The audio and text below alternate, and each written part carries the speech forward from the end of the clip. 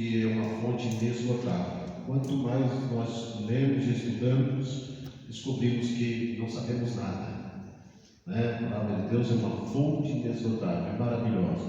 Então, louvo a Deus por essa oportunidade. Agradeço a consideração dos irmãos. Que Deus em Cristo abençoe. Abra sua Bíblia, irmãos, no livro de Apocalipse. Nós vamos já começar uma introdução pelo livro do Apocalipse. Depois eu estarei passando alguns slides, para ilustrar melhor, amém, irmãos, o estudo. Glória a Deus. Apocalipse, capítulo 1. Vamos ver aqui se já. Glória a Deus. Se vai dar certo aqui.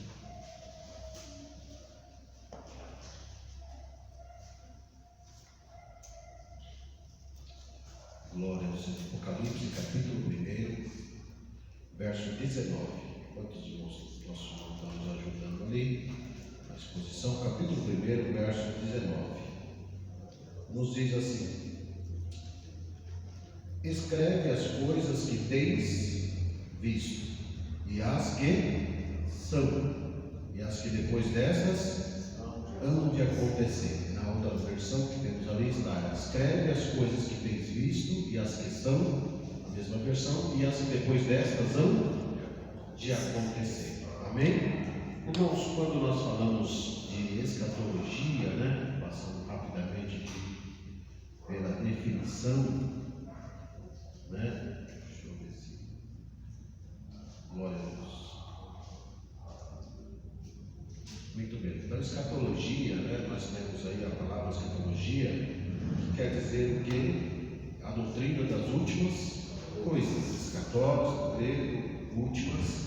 Logia é estudo, teologia é estudo sobre Deus. Escatologia é a doutrina das últimas coisas, as coisas que hão de acontecer, Muito bem, as coisas que hão de acontecer. E aí eu fico pensando, irmãos, quem pode escrever alguma coisa do futuro? Quem pode descrever o que vai acontecer no futuro? Então, João aqui, o Apocalipse, na verdade, nós não ficamos presos só ao livro do Apocalipse, desse estudo, porque, e também devo esclarecer aos irmãos que esse estudo ele está baseado, inclusive, no credo da nossa igreja, a crença, a declaração de fé das Assembleias de Deus no Brasil. Amém, irmãos? É o que nós acreditamos, porque nós temos várias interpretações hoje circulando por aí, várias crenças circulando por aí, concernente ao arrebatamento da igreja, a tribulação, mas a declaração das Assembleias de Deus já tem um credo definido, uma crença, então nós não saímos fora dessa linha de interpretação, amém? Então estaremos primeiramente baseados na Bíblia e também na declaração de fé da nossa igreja, qual nós pertencemos e servimos ao Senhor. Mas aqui, irmãos, o livro do Apocalipse, nós sabemos que João, que foi o último apóstolo, a senhora do João foi o último apóstolo, e próximo ao ano 100, João foi levado para a ilha de Patmos, para ser morto. Lá ele ia morrer na ilha de Patmos. Todos que eram levados para aquela ilha, iam ser mortos de alguma forma lá naquela ilha, não ia sobreviver. E João, quando estava na ilha de Patmos, irmãos, nos diz a Bíblia que João teve aqui essa visão, teve aqui essa revelação, estando João na ilha chamada Patmos, quem se apresenta para ele? Jesus. Então Jesus se apresenta para João, e a Bíblia nos diz, irmãos, que João descreve aqui um pouco da revelação que Jesus deu a ele. Quem era Jesus? João, quando teve essa visão, nos diz a Bíblia que João caiu como morto.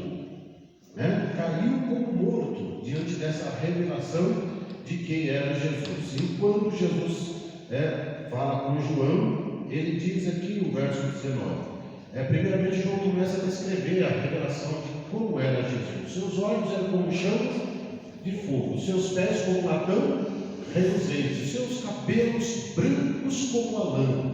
Não que fosse isso exatamente, mas era o que João podia descrever, irmãos, palavras que ele podia achar para tentar descrever a aparência de Jesus, revelando-se a João naquela ilha.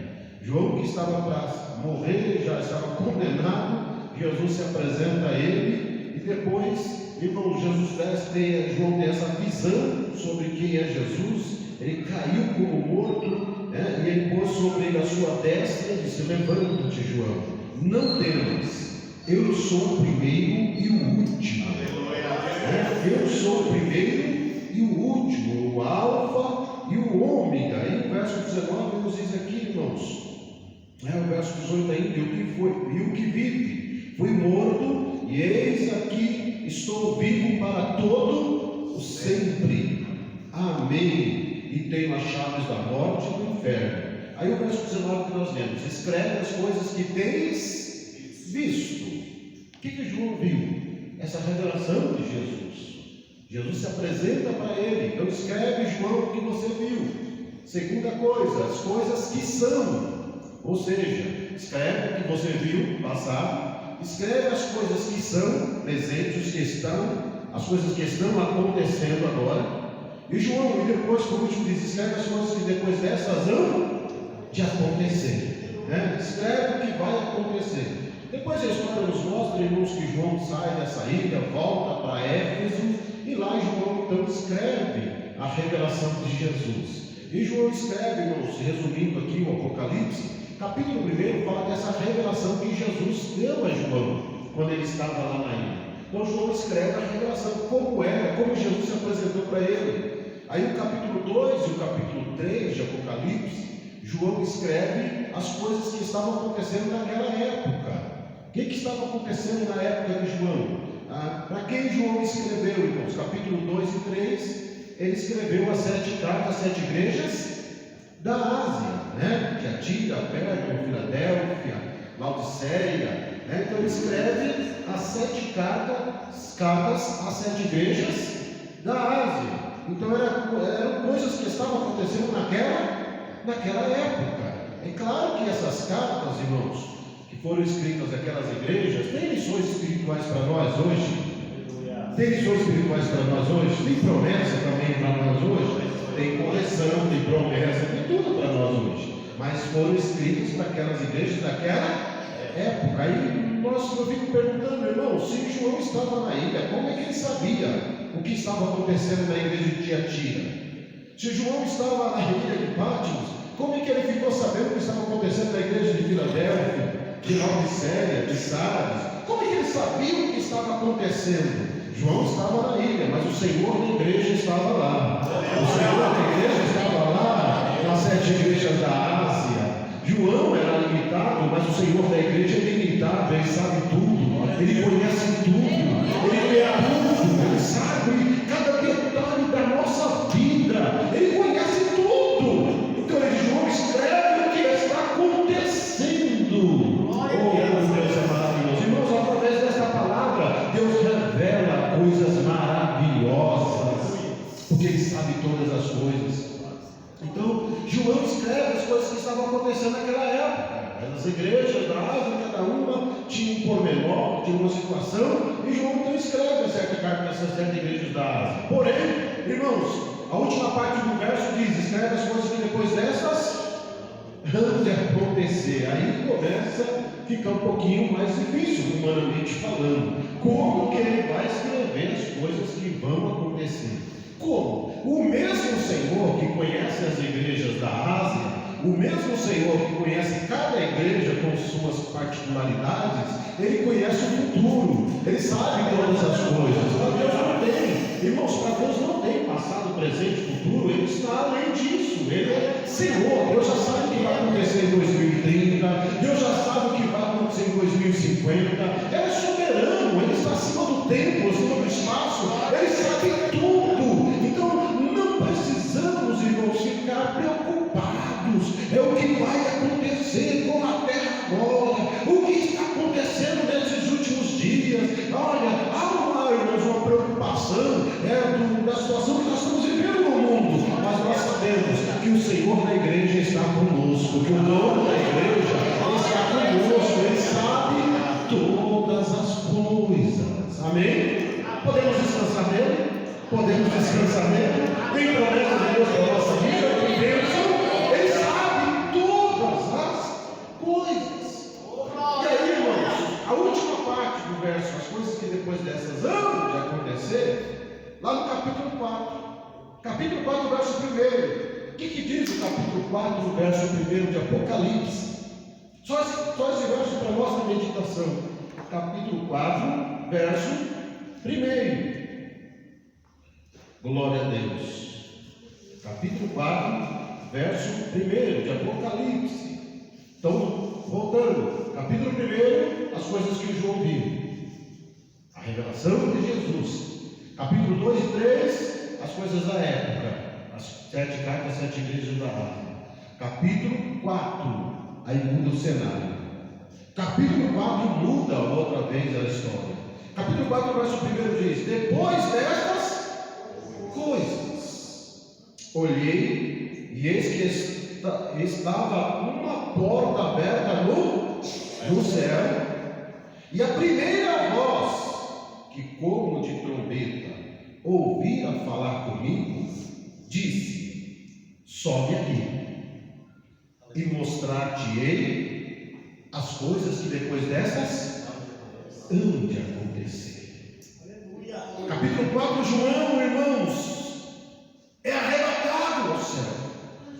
João é levado ao céu. Ele viu uma porta aberta no céu, e aquela primeira voz que falou com ele: João, não temas, eu sou o primeiro, eu sou o último. Ele ouviu a mesma voz dizendo: João, sobe aqui, que eu vou te mostrar as coisas que depois destas hão de acontecer. Amém?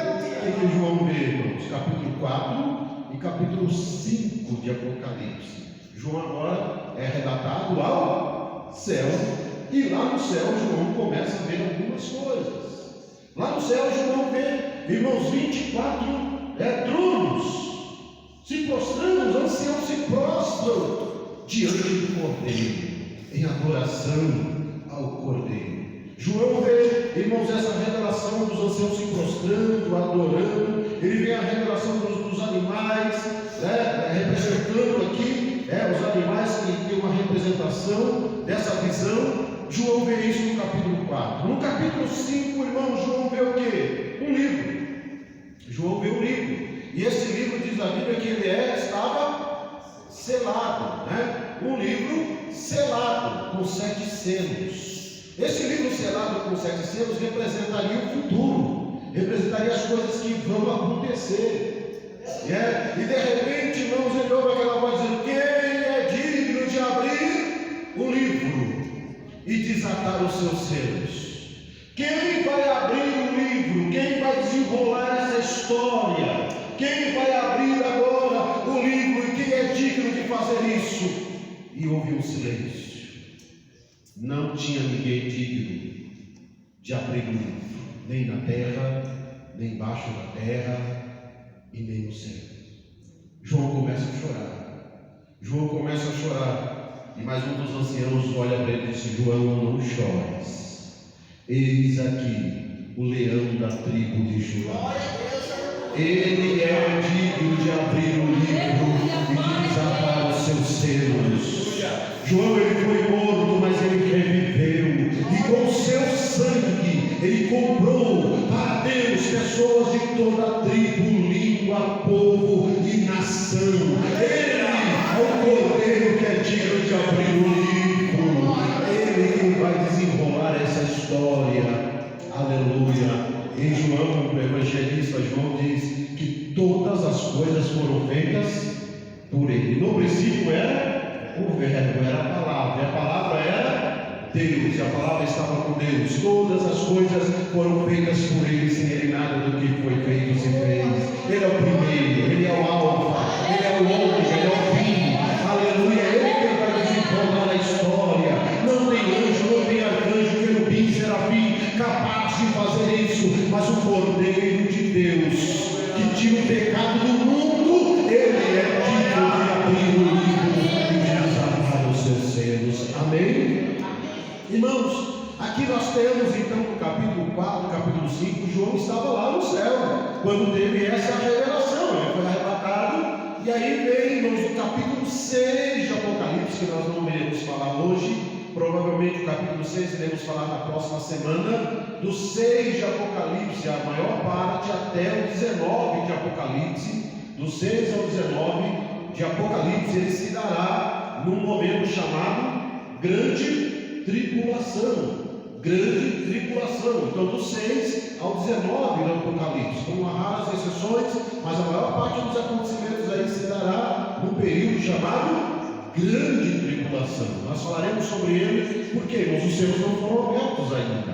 O capítulo 6 ainda não se cumpriu.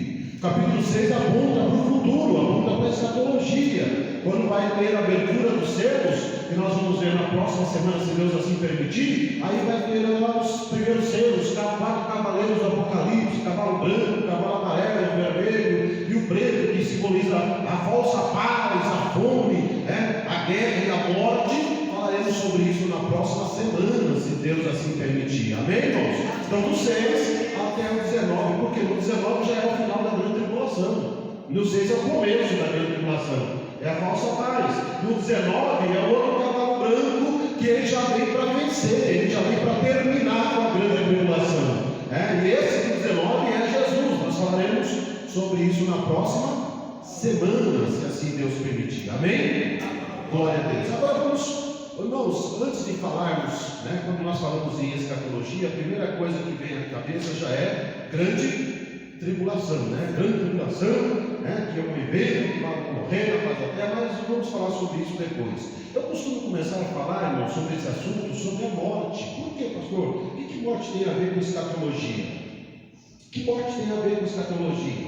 A morte, irmãos, ela tem tudo a ver, porque ela é o meio. Hoje ela é o veículo que nos leva para a eternidade. E aí, como a pessoa vai para a eternidade, fará toda a diferença na sua vida. Então a morte ela é uma realidade, ela é uma consequência do pecado, que entrou na raça humana e fará toda a diferença na sua vida. A questão, como você passará a eternidade? Amém? Então nós temos aqui uma definição dos originais Antigo e Novo Testamento, Antigo Testamento em hebraico e o Novo em grego, irmãos, que significa simplesmente separação. Tanto o hebraico quanto o grego, a palavra morte, thanatos, aqui, em grego, malte, no hebraico, significa separação. Só isso é separação. No nosso dicionário, lá na língua portuguesa, a palavra morte quer dizer ato de morrer, cessação completa de vida. Está certa essa definição? Sim, ela é uma definição biológica, é uma definição física, material. O que é morte? É ato de morrer. E quando é que vem a morte? Quando acaba a vida. Então é uma definição biológica. A vida aqui é nesse aspecto. Só que a Bíblia ela vai um pouco mais além, porque ela não fala do ser humano só como biologia, só como matéria. Ela não fala do ser humano só como corpo. A Bíblia coloca o ser humano completo, corpo, alma e espírito. Então a vida, irmãos, não acaba somente aqui com a morte. Nós acreditamos que após a morte tem uma vida eterna. A Bíblia fala sobre isso. A morte não é o fim. Nós temos o maior exemplo do que o nosso mestre é. O nosso mestre, ele passou pela morte, mas a morte não o deteve. Ele ressuscitou. Jesus ressuscitou e é a base da nossa ressurreição. Então, pastores que morreram em Cristo vão ressuscitar? Quem morreu em Cristo vai ressuscitar? E quem morreu sem Cristo também vai ressuscitar? Também. Só que a Bíblia coloca aqui a morte e a ressurreição. Então nós cremos, irmãos, que após a morte existe sim a vida eterna. Amém? Então vamos ver o que a Bíblia coloca sobre isso. Então a primeira coisa que nós temos aí, irmãos, são 3 tipos de morte. O primeiro tipo de morte que a Bíblia declara também é a morte física. Morte física. O que é a morte física? A palavra morte na Bíblia quer dizer separação. A palavra morte na Bíblia quer dizer separação. O que é a morte física? É a separação da parte imaterial da parte material. Então, o que é imaterial? Alma e espírito. E o que é material? Corpo. Então nós cremos, irmãos, que o homem ele é composto nessa tricotomia, né? 3 partes: corpo, alma e espírito. Né? Deus formou o homem, o corpo, do pó da terra.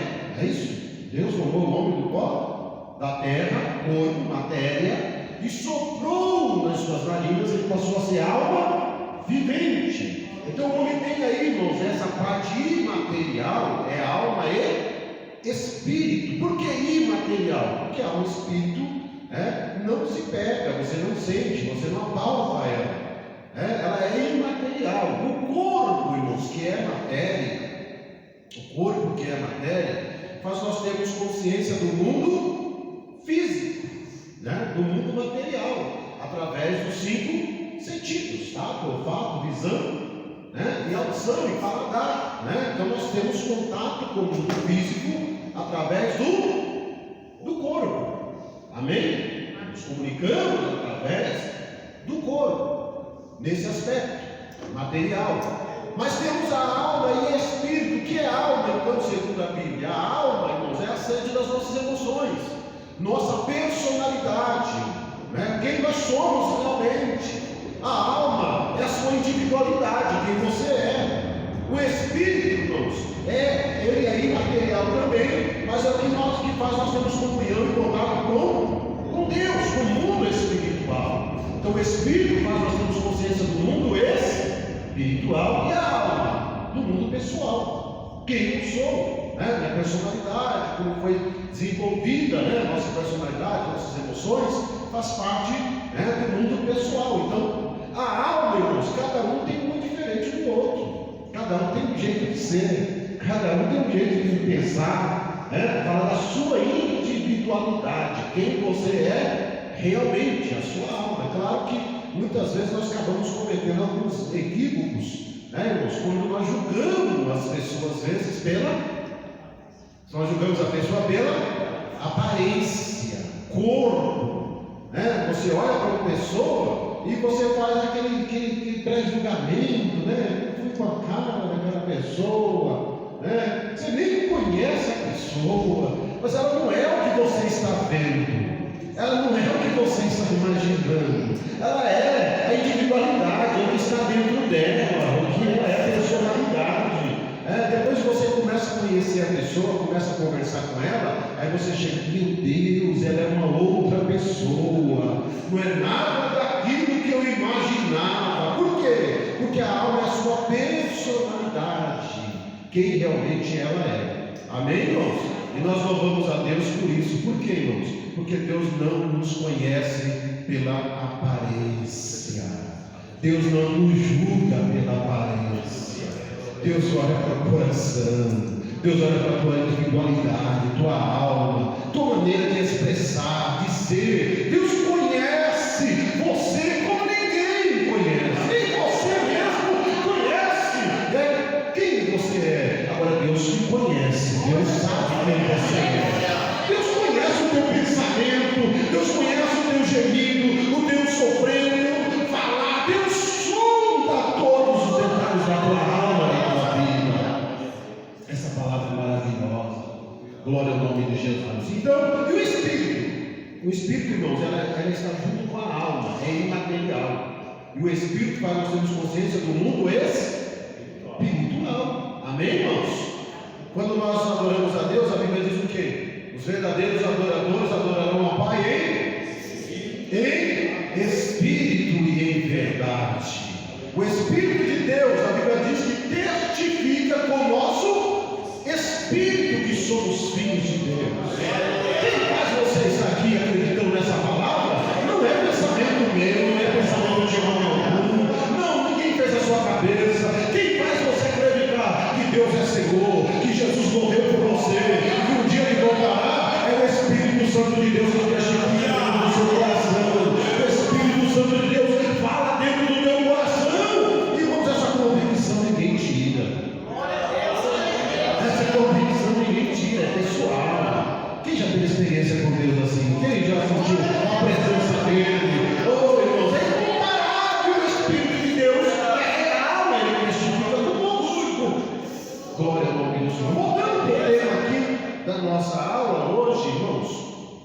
voltando para esse tema, espírito e alma, os dois são tão juntos, tão próximos, que alguns textos até parecem confundir um com o outro. Os dois são tão ligados, alma e espírito, né, que só tem uma coisa que separa os dois, né? Só tem uma coisa que separa a alma do espírito, né? Pois a palavra de Deus é como espada alguma de dois gumes e penetra até a divisão da alma e do espírito, das juntas e medulas, e ela é apta para discernir o quê? Para discernir o quê? Pensamento, intenção do coração, aquilo que você está imaginando, aquilo que você ainda não colocou em prática, você só começou a pensar. A palavra de Deus é como espada boa de dois gumes, ela penetra na divisão da alma e do espírito, ela vai lá e sonda o teu coração. A palavra de Deus é maravilhosa. Amém? Então, irmão, voltando agora para o tema, morte física significa o quê? Alma e espírito saem do corpo, e o corpo, que é matéria, vai para o pó da terra, né? Volta para o pó da terra, como era. E, irmãos, morte física. E morte espiritual? Morte espiritual é a separação espiritual. Quem que faz o homem ter comunhão com Deus mesmo? O que o homem faz o homem ter comunhão com Deus? Através do espírito. Então, o que é morto espiritualmente? Ele continua tendo o espírito? Tem. Só que o espírito dele está separado de Deus. Então, o ser humano que não tem essa comunhão com Deus, não crê em Jesus, ele está morto espiritualmente.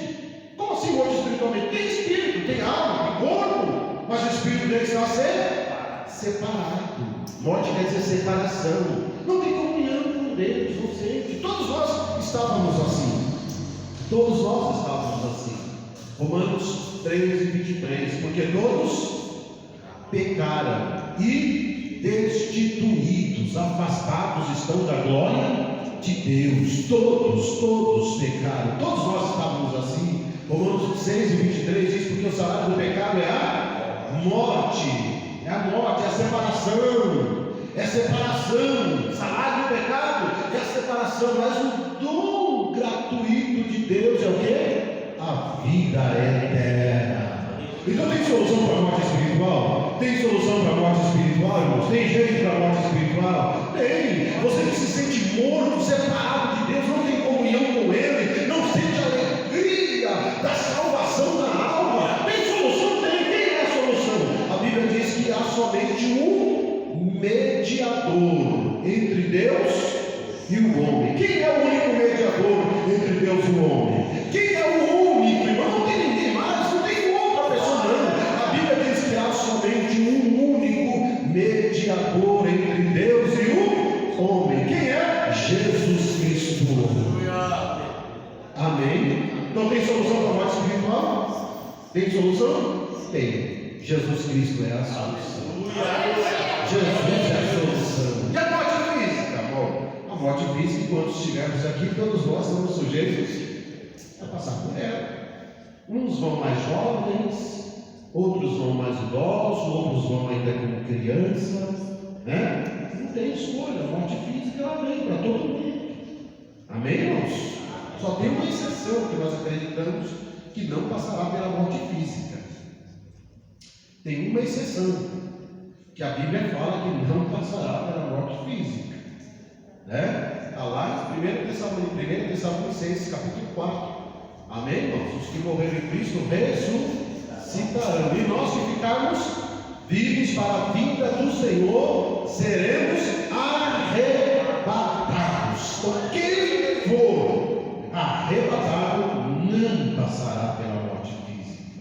Pastor, mas isso foge da lei natural. Sim, irmãos, sim, foge da lei natural. Assim como você vai explicar o nascimento de Jesus, tem como explicar? Maria não teve relacionamento com José e Jesus foi gerado pelo Espírito Santo. Tem como explicar isso? É um milagre da salvação. Jesus foi gerado sobrenaturalmente. Você tem como explicar a morte de Jesus e morrer? Mas ele já dizia: eu vou morrer, mas eu vou ressuscitar. Tem como explicar a ressurreição de Jesus? Se você tiver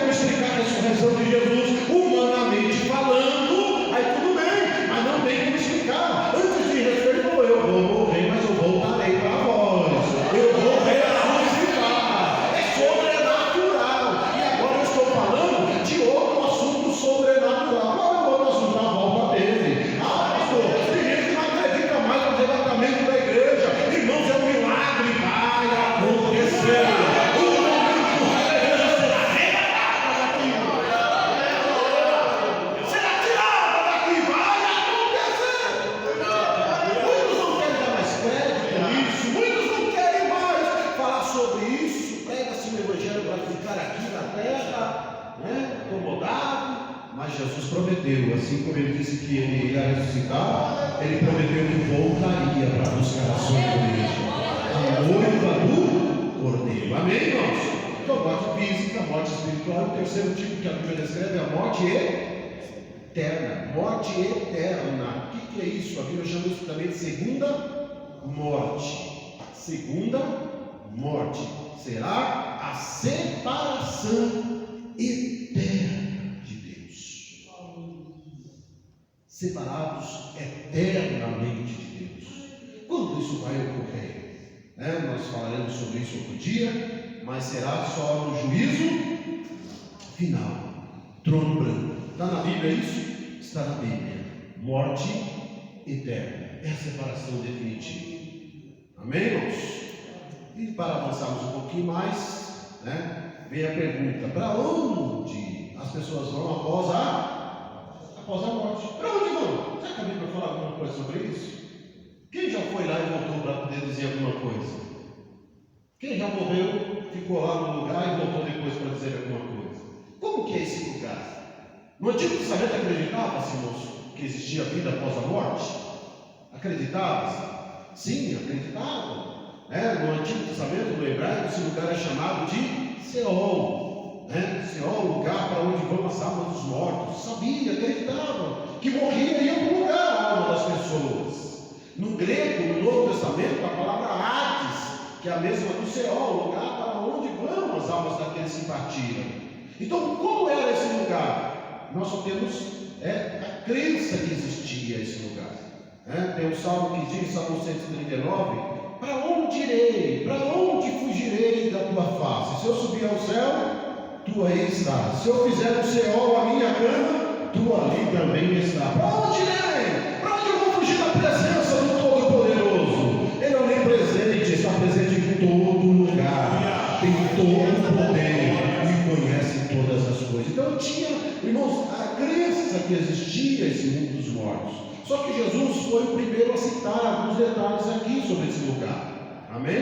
Eu vou só declarar aqui, conforme está na Bíblia, irmãos. Então nós temos aqui o Seol, Hades, que é o lugar onde iam as almas dos mortos. Nós temos, quando Jesus cita a passagem, não é parábola, porque em parábola geralmente não cita nome próprio, algumas Bíblias antigamente usavam o título Parábola do Rico e do Lázaro. Nas versões hoje já não tem o título parábola, porque o título não pertence ao original. Então é uma passagem de algo que aconteceu. Então Jesus, ao mencionar a passagem do rico e do Lázaro, ele descreve os dois morreram. E um foi para um lugar chamado Seio de Abraão, e o outro foi para um lugar chamado lugar de tormento. E aí está na Bíblia, a Bíblia diz que um que estava no lugar de tormento, erguendo os olhos ao longe, ele viu Lázaro no seio de Abraão. Pai, Abraão, manda que ele venha cá, que ele venha aliviar o meu sofrimento. Aí disse: não dá, tem um abismo que separa um do outro, tem um abismo, quem está aqui não pode passar para lá, vice-versa. Ou seja, a forma que você viveu vai definir a sua passagem para cá. Não adianta. Após a morte, a Bíblia diz, irmãos, que após a morte segue-se ao juízo. E Deus, ao homem está ordenado a morrer quantas vezes? Uma só vez, vindo depois o juízo. Está na Bíblia. Então não adianta. Então Jesus menciona, irmãos, que desse lugar havia o que? Uma separação. Porque antes da morte de Cristo, Porque, irmãos, quando Jesus morreu, ressuscitou, tem um outro texto que diz que subindo ao alto levou cativo o cativeiro e deu os dons aos homens. Há algumas interpretações sobre essa passagem, e alguns acreditam que se refere, irmãos, que quando Jesus morre, Jesus pega esse seio de Abraão e leva esse seio de Abraão às alturas, que é conhecido como paraíso. Quando Paulo vai descrever lá em Coríntios, ele diz que conhece um homem que foi arrebatado até o terceiro céu, estando no paraíso, viu coisas inefáveis que não tem palavras para descrever. Então há algumas interpretações que acreditam-se que o seio de Abraão aguardando, aqueles que partem com Cristo, eles estão no terceiro céu, que é o lugar de descanso, aguardando o quê? Aguardando a ressurreição do corpo. Vai acontecer a ressurreição do corpo? Vai. Então estão no paraíso. Para fechar esse assunto, nos lembram que quando Jesus morreu, quando Jesus foi crucificado, quem que estava sendo crucificado ao seu lado? Tinha dois malfeitores. Amém, irmãos? Dois malfeitores. Então um que estava lá, os dois começaram a zombar no começo, zombavam de Cristo, e um deles olha e diz assim: se tu és o Filho de Deus, desce da cruz, salvou os outros e não salvou a si mesmo. Enquanto isso, o outro olhou para ele e disse: olha, nós estamos aqui porque merecemos. Nós estamos aqui porque fizemos coisas erradas. Então a pessoa tem consciência, irmãos. A consciência acompanha a pessoa. Ele tem consciência do quê? Porque quem faz coisas fora da vontade de Deus sabe que está fora da vontade de Deus? Sabe que está? Quantas pessoas, às vezes você conversa com pessoas e diz: olha, eu sei que estou no caminho errado, eu sei que Jesus é o Salvador, me ajuda, ora por mim, eu não tenho força, eu só tenho consciência. Mas não adianta você ter sua consciência, tem que tomar decisão. Tem que tomar decisão. Aquele outro homem tinha consciência: nós estamos aqui porque fizemos coisas erradas, mas ele, nenhum mal ele fez. Aí ele olha para Jesus e diz: Senhor, lembra-te de mim quando entrares no teu reino. O que Jesus respondeu para ele? Eu vou pensar no seu caso, no mês que vem eu vou tomar uma decisão. Foi isso que Jesus disse para ele? Não. Jesus disse: hoje mesmo estarás comigo no paraíso. Hoje você creu em mim, você se arrependeu, você confiou em mim. Eu voltarei, nós vamos passar para a morte, mas a morte não vai me deter, e você vai comigo no paraíso. Hoje nós vamos no paraíso. Você acredita nisso? Aleluia! Como se lê a Bíblia, é a palavra de Deus. Glória ao nome do Senhor. Amém, irmãos? Então quem partiu para a eternidade está no paraíso ou no lugar de tormento. Não existe terceira via. Não existe lugar para purificar a alma. A purificação tem que ser enquanto está vivo. Após a morte, segue-se ao juízo.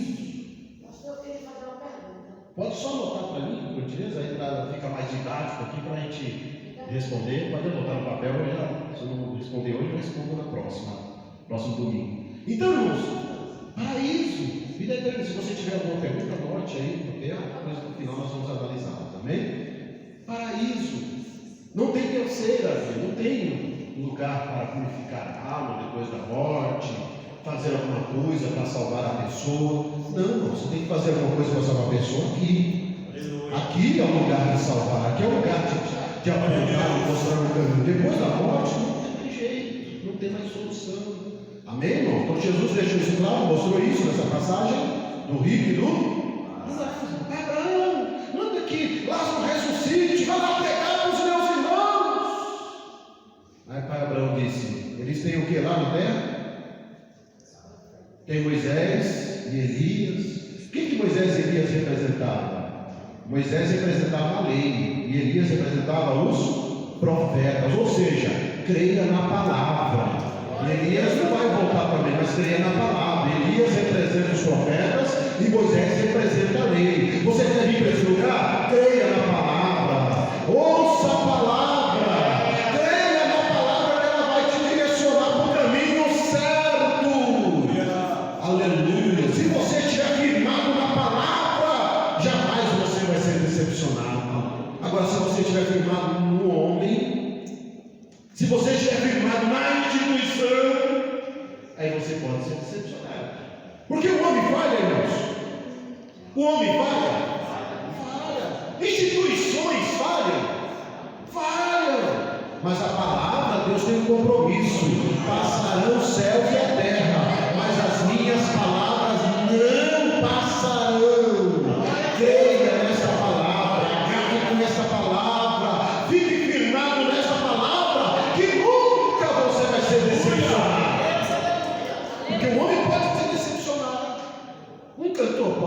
decepcionar, um pregador pode decepcionar, porque é homem, falho, sujeito a falha, né? Mas Jesus é perfeito. Aleluia.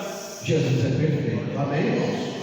Para terminar aqui esse assunto, vamos avançando. A morte de Cristo. E aí temos alguns lugares que aparecem na Bíblia, que às vezes utilizava-se a versão de inferno, né? Mas vamos falar um pouquinho sobre esses lugares aí que não tem nada a ver com o mundo dos mortos. Mundo dos mortos. Alma. Quem está lá? Alma e espírito, que é o homem interior.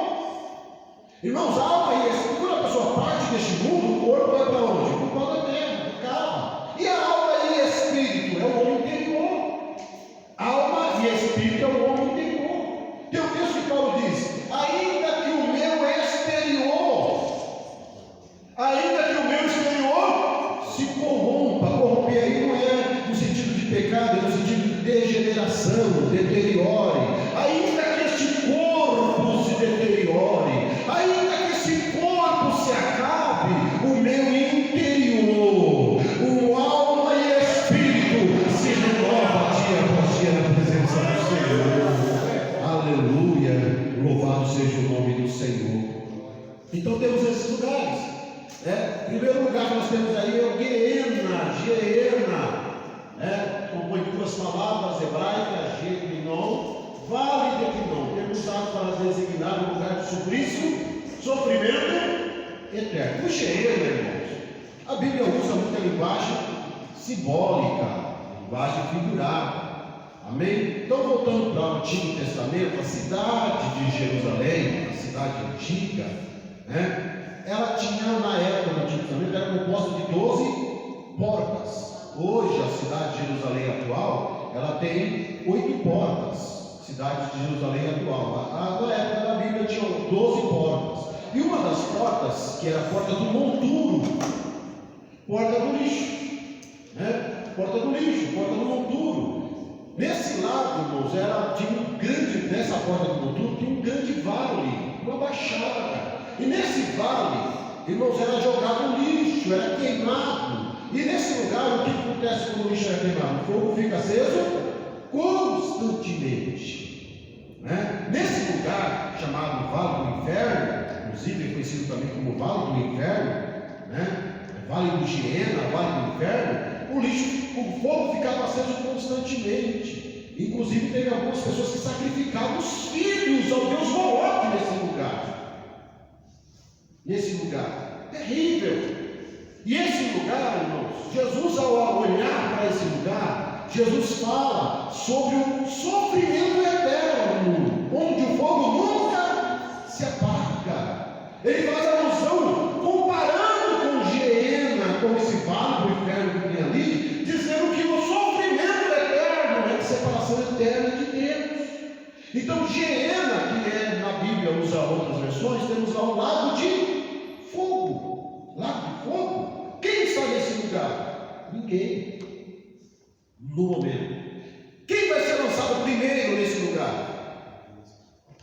Está lá em Apocalipse, quando Jesus desce, Apocalipse 19, quem vai ser lançado nesse lugar primeiro é a besta e o falso profeta, de Cristo e o falso profeta. Serão os dois serão lançados vivos, inclusive lá, serão lançados vivos no lago de fogo. E Satanás? Satanás ainda vai ser preso por 1000 anos. Então quem vai ser lançado? Então não tem ninguém no Geena, no lago de fogo, não tem ninguém, é um lugar de sofrimento eterno, que ainda não foi, vamos assim dizer, aberto, o Geena. Temos outro lugar chamado Tártaro. O Tártaro, irmãos, é o mais profundo do abismo no Hades, mais profundo do abismo. Lá entre os dois lugares tinha um grande abismo. O Tártaro é o chamado Poço do Abismo. Quem se encontra nesse lugar? Esse lugar chamado Tártaro está lá em Judas 6, em 2 Pedro. Os anjos que não guardaram seus principados estão encorrentados, presos no Tártaro. Amém? Então esse lugar está lá em Judas e 2 Pedro. Os anjos que não guardaram seus principados estão presos nesse lugar chamado Tártaro, que não tem nada a ver com Geena, lá de fogo, e não tem nada a ver com lugar de tormento, que Seol ou Hades, que é provisório. Amém? Eu sei que são muitos lugares, mas a Bíblia fala de todos eles. Amém, irmãos? E para finalizarmos esta parte, nós escrevemos um pouquinho sobre esses lugares, irmãos, porque a Bíblia fala sobre isso. Amém? O lago de fogo, claro que vai ser lá no final, no juízo final, depois da segunda ressurreição, trono branco, e aí serão lançados lá o diabo e seus anjos no lago de fogo. Mas o mundo dos mortos é um lugar provisório, que a Bíblia descreve sobre ele. Amém? E aí, falando sobre isso, irmãos, agora eu volto para por quê? Sempre tem aquela questão: a pessoa morreu, foi para onde? Será que ele fica andando por aí? Será que a alma dele fica vagando por aí? Será? Não, a Bíblia já fala muito claro: após a morte segue-se ao juízo, ou com Deus ou sem Deus, ou paraíso ou lugar de tormento. A Bíblia só fala esses dois lugares, não tem nenhum outro, não tem um terceiro lugar aí, um limbo, nada disso, só fala dos dois lugares. Amém, irmãos? Aí, falando já desse assunto, eu volto agora para, irmãos, sobre a vinda de Cristo. Hoje eu pretendo só, já concluindo aqui, caminhando para a conclusão, falarmos sobre o arrebatamento da igreja e para onde a igreja vai depois do arrebatamento. Amém? E aí, na próxima semana, falaremos sobre o que vai acontecer aqui na terra após o arrebatamento da igreja. Amém? Então aqui temos aí alguns sinais, todos eles estão na Bíblia: falsos cristos, falsos profetas, guerras, terremotos, fome, tudo isso teve na história, né? Tudo isso sempre aconteceu, mas de forma muito maior, numa escala muito maior isso está acontecendo, né? Esfriamento do amor, coisa que nós estamos vivenciando nos dias de hoje. Irmãos, um outro sinal que também não está aí, mas Israel é um sinal. Israel é um sinal para a igreja. Se Israel é um sinal desse fim dos tempos, porque nós cremos, irmãos, que a Bíblia diz que Jesus veio para os seus não o receberam, mas a todos quanto receberam, temos o direito de serem feitos filhos de Deus. Então, pela rejeição de Jesus, o Messias prometido, pela rejeição dele pelo seu povo, Jesus então veio e criou o que, irmãos? A igreja, Jesus criou a igreja. Na Bíblia fala que nós somos enxertados. Quem é a oliveira verdadeira? Quem era a oliveira verdadeira? Que pertencia, irmãos, a essa raiz? Era Israel. Mas pela rejeição, nós somos o quê? Enxertados nele. Nós somos enxertados nessa oliveira. Mas a igreja tem um tempo dela aqui. O tempo da igreja vai acabar. O tempo da noiva, a igreja é a noiva do poder. Esse tempo vai terminar. E quando terminar, ele vem tirar essa noiva daqui. Tirando a noiva, voltará a Israel para as cenas de novo. Já está começando a figueira, começando a brotar. Então temos aí, irmãos, Israel um sinal, sim. Por quê? Irmãos, lá vamos voltar um pouquinho aqui na história. Na época de Jesus, irmãos, tinha lá o templo dos judeus. Que templo era esse? O primeiro templo dos judeus foi um templo construído por Salomão. Primeiro templo, Salomão. Ele foi destruído por Nabucodonosor, rei da Babilônia. Depois de 70 anos de cativeiro, esse templo foi reconstruído. Ciro deu ordem para que os judeus voltassem para a sua terra, e o templo foi reconstruído por Esdras, Zorobabel. Reconstruíram o templo. E passaram-se alguns anos, veio então Neemias. O que Neemias reconstruiu, irmãos? Os muros da cidade, os muros da cidade de Jerusalém. E o tempo foi passando, o restante do Antigo Testamento. Quando chegou próximo do Novo Testamento, o Império Romano dominou o mundo. E colocou quem, irmãos, lá em Israel para ser o representante de Roma, antes do Novo Testamento. Quem foi colocado lá para ser o representante de Roma? Herodes o Grande, Herodes Magno, aquele homem que era terrível, que matava as pessoas. Ele, irmãos, para agradar os judeus, ele fez o quê? Uma reforma no templo. O templo, o segundo templo, foi reformado, ficou Aí Jesus está lá em Mateus 24. Jesus, em Mateus 24, andando com os discípulos lá no templo. Aí os discípulos olham e dizem: mestre, que construção bonita, que bonito templo. Aí Jesus olha para aquilo e diz: não ficará pedra sobre pedra que não seja derribada. Jesus profetizou isso. Jesus morreu, ressuscitou, veio assunto ao céu, mas no ano 70, depois de Cristo, o general Tito invade Jerusalém e destrói o templo. Acabou o templo dos judeus. Os judeus foram o quê? Dispersos. Teve a diáspora, a dispersão dos judeus. Os judeus foram espalhados pelo mundo, dispersos pelo mundo. Jerusalém foi ocupada por diversos povos otomanos, por diversos povos habitaram em Jerusalém. E os judeus estavam espalhados pelo mundo. Até quando? Irmãos, Israel precisava voltar para a sua terra, queria a sua terra. Até agora, uma parte mais recente, no dia 14 de maio de 1948, 75 anos atrás, 14 de maio de 1948, na sessão da ONU, conduzida pelo brasileiro Oswaldo Aranha, Israel foi declarado uma nação com direito a voltar para a sua terra. Então Israel voltou, os judeus voltaram de toda parte para Israel, ocuparam novamente a sua pátria, e aí vieram judeus de toda parte do mundo voltando para Israel. Então o novo Israel hoje tem quantos anos mesmo? 75 anos. Uma nação que tem 75 anos e é uma nação super poderosa. Por quê, irmãos? Deus tem algo com esse povo, Deus tem algo com essa nação. Essa terra tem alguma coisa ainda. Jesus ainda vai pisar nessa terra. Jesus vai pisar. Jesus falou que voltaria nesse lugar ainda, irmãos. Jesus falou, tem algo especial nesse lugar. É um lugar abençoado, é um lugar da promessa. Jesus voltará, pisará lá no Monte das Oliveiras. Então a Bíblia diz que quando a figueira começar a brotar, levantar os vossos olhos e ver. Não é para ninguém marcar a data do arrebatamento da igreja, irmãos. Sinal, não é. Nós não nos preocupamos com o sinal, porque nós sabemos que Jesus virá. Independentemente, Jesus virá. Sinal não é para ninguém marcar. Tem muita gente preocupada hoje com datas, né? Não precisa marcar a data do arrebatamento. Não.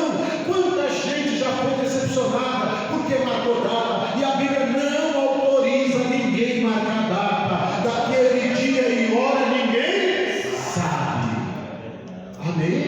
Não autoriza ninguém marcar data. Com base no acontecimento de Israel, por exemplo, 1948, tanta gente marcou, uma geração de 50 anos, aí marcaram 1998, aí outros, não, uma geração será 70 anos, aí marcaram 2018, e assim foi indo. Mas a igreja não tem que se preocupar com data, a igreja não se preocupa com isso, porque o nosso Salvador virá a qualquer momento, a qualquer instante, para arrebatar a sua igreja. Ele vem arrebatar a sua vida. Vai acontecer. Amém? Então, sinal não é para ninguém marcar. Eu sempre digo isso, irmãos, pode ser o maior pregador da história. Se ele marcar a data do arrebatamento da igreja, fique com a Bíblia. Fique com a Bíblia. Eu já vivi isso, irmãos, em 1996. Estávamos dando aula de teologia. E uma pessoa nos procurou e disse: pastor, eu precisava realmente tirar uma dúvida, O quê? Não, porque tem um pastor usado por Deus, um homem de Deus, usado com curas divinas, milagres têm acontecido através da vida deste homem. Ele é um homem de Deus. Tudo bem, amém. Só que ele marcou que Jesus viria arrebatar a igreja em 1998. Isso era 96. Ele marcou que Jesus viria arrebatar a igreja em 98. E agora, o que o senhor diz? Eu não digo nada. Vê o que a Bíblia diz. A Bíblia autoriza alguém marcar? A Bíblia autoriza alguém marcar a data do arrebatamento? Não, então fique com a Bíblia. Continue crendo nela. Mas é o homem de Deus. É o homem de Deus sujeito a falha, sujeito a equívoco. Fique com a Bíblia, que com a Bíblia você não vai ter decepção. Você não vai precisar reconsiderar. Continue acreditando só na palavra. Ela é a regra de fé e prática. Passou 1998.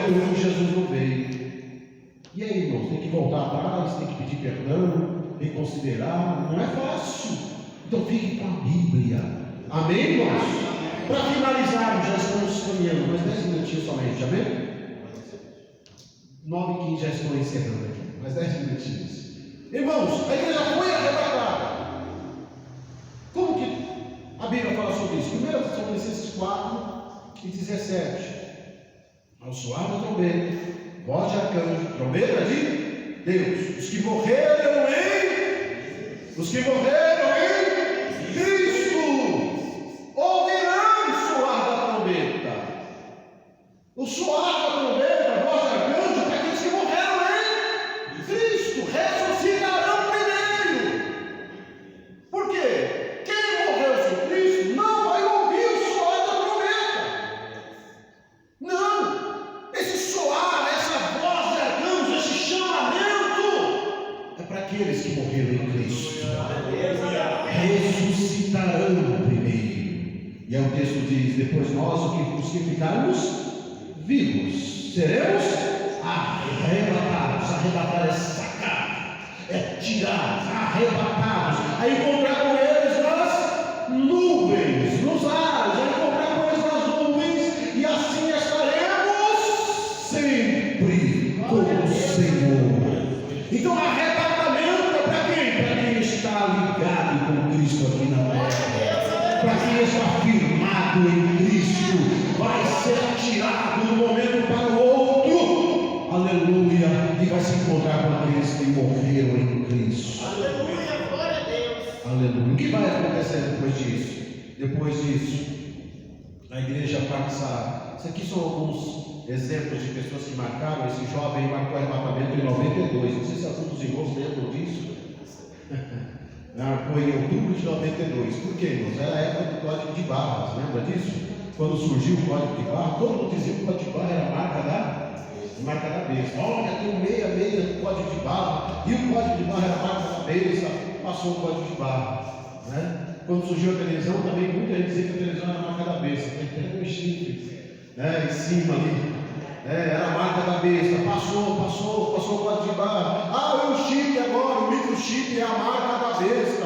Microchip do tamanho do caroço da arroz.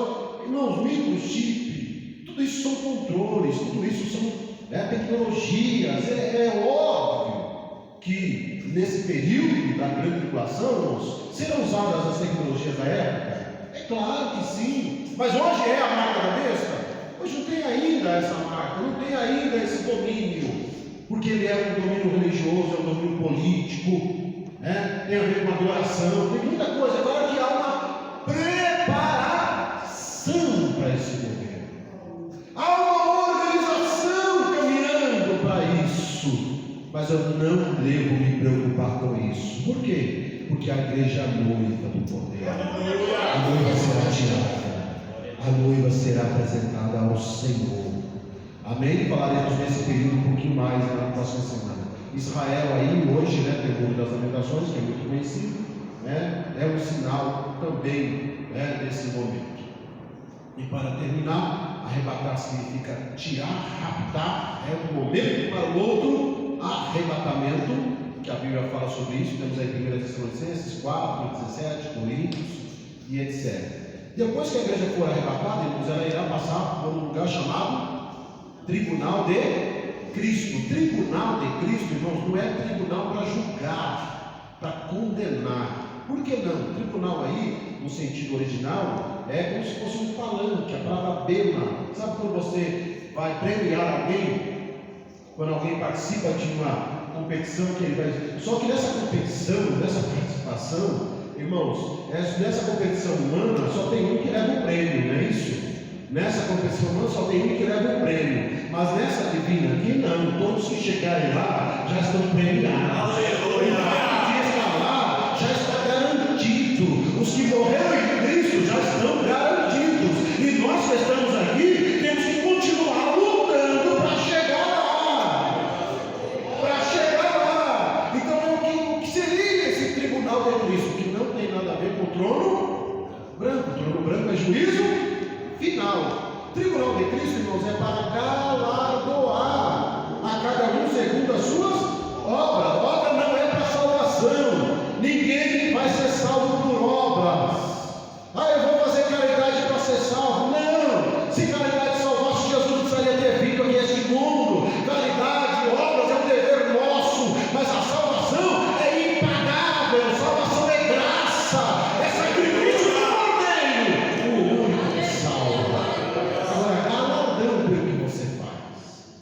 Então nós vamos receber galardão? Sim, a Bíblia fala sobre isso.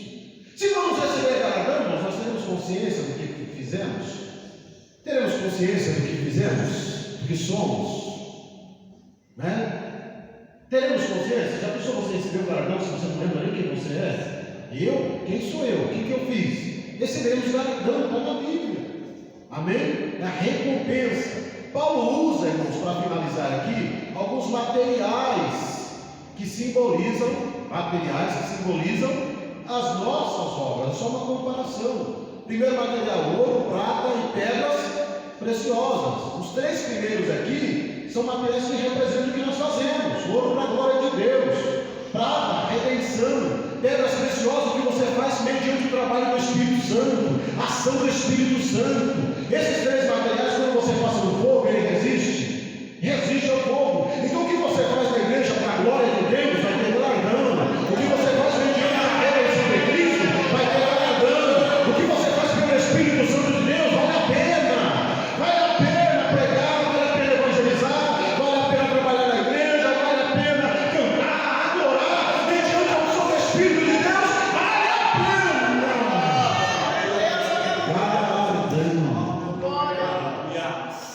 Agora os últimos três materiais aí, irmãos, madeira, feno e palha, representam o que nós fazemos também. Então isso não é critério para salvação, isso é critério para galardão. Salvação é pela fé, salvação é graça. Amém, irmãos? Amém. Agora, madeira simboliza a natureza humana. Você faz só para glorificação sua. Aleluia. Se eu não aparecer, eu não faço. Se meu nome não aparecer, eu não vou. É só madeira. Mas não tem graça, não tem unção, não tem nada, é só madeira. Passa no fogo, sobra alguma coisa? Nada. Feno, erva seca para alimento de animais, simboliza aquilo que é seco, necessita de renovação, sem unção, né? De qualquer jeito. Passa no fogo, sobra alguma coisa? Não vai pegar nada nenhum. E palha simboliza a estabilidade, fraqueza, de qualquer jeito. Eu não preparei nada não, mas é para o Senhor mesmo, Ele recebe. Eu não leio a Bíblia não, que é que Deus usa. Como, irmãos? Tem que ler a Bíblia, tem que orar, tem que ensaiar para cantar um perfeito louvor. As pessoas lá fora vão louvar aos homens e passam o ano inteiro ensaiando para louvar a carne, para louvar o homem. E nós viemos para louvar ao Deus dos deuses, Senhor dos senhores. Temos que apresentar o melhor louvor para Ele. Então apresente o melhor, que vai ter galardão. Glória a Deus, aleluia. A igreja será galardoada. Amém? Aí depois disso a igreja participará, onde eu pararei aqui agora, a igreja participará das bodas do Cordeiro, bodas, festa, né? Jesus disse, está lá em Apocalipse: regozijemo-nos e alegremos-nos e demos-lhe glória, porque vindas são as bodas do Cordeiro, já sua esposa se aprontou. Apocalipse 17. Jesus comprou a igreja com seu precioso sangue, e pelo Espírito prepara a mesma para a grande festa nupcial. Amém, irmãos? A igreja está aqui sendo preparada, sendo adornada. Aqui eu termino. Deixa a igreja onde? A igreja está lá no tribunal e a igreja depois do arrebatamento vai estar no tribunal e nas bodas do Cordeiro. A igreja está lá com Cristo. E aqui na terra? Vamos ver isso na próxima semana. Que negócio não vai ser fácil não. É melhor estar lá. Lá está melhor, lá está garantido. Aqui não vai ser fácil, mas a igreja está lá. A igreja é a noiva do Cordeiro. A igreja, irmãos, naquela simbologia do Antigo Testamento, pai ali representa Abraão. Abraão chama um servo, chama Damasceno, administrador, da casa, para ir buscar o quê? Para buscar uma noiva. Para quem? Para o seu filho. E aí ele fala: não pode pegar daqui de qualquer jeito não. Eu quero que você vá lá na minha parentela, eu quero uma noiva para o meu filho da minha parentela. A noiva do Cordeiro tem que ter parentesco com Jesus. A noiva do Cordeiro tem que ter semelhança com Ele. Não é daqui, não é de qualquer jeito. Não, a noiva tem que ter parentesco. Mas se ela não quiser, você está livre de decidir casamento, você não é obrigado a fazer parte da noiva do Cordeiro, mas você vai aceitar, porque o melhor convite que nós aceitamos é fazer parte da igreja do Senhor. E para finalizar, o Damasceno, o Eliezer, ele vai de mão vazias? Ele vai buscar a noiva de mão vazia? Não, ele leva o que, irmãos? Muitos presentes. Quando a Rebeca diz eu quero, quando ela diz eu aceito, aleluia, faz toda a diferença na vida do homem. Quando o homem diz eu creio em Jesus, eu aceito Jesus como meu Salvador, ele vai entrar na tua vida, vai fazer a diferença na tua vida quando você toma essa decisão. E ela disse eu aceito. Quando ela disse eu aceito, ele pegou presentes, joias e adornou a noiva. A noiva não pode ir de qualquer jeito à presença do noivo. A noiva recebeu presentes para ser adornada, preparada. Sabe o que é presente, irmãos? O que representa isso? Representa os dons espirituais. O dom que Deus te usa não é teu, não é meu. Isso é presente, é para preparar a noiva, é para adornar a noiva, para ser levada à presença do Cordeiro. Amém? Que Deus Cristo abençoe a amada igreja. Muito obrigado, pastor. Aleluia. Aleluia. Glória a Deus. Quantos podem glorificar o Senhor nesse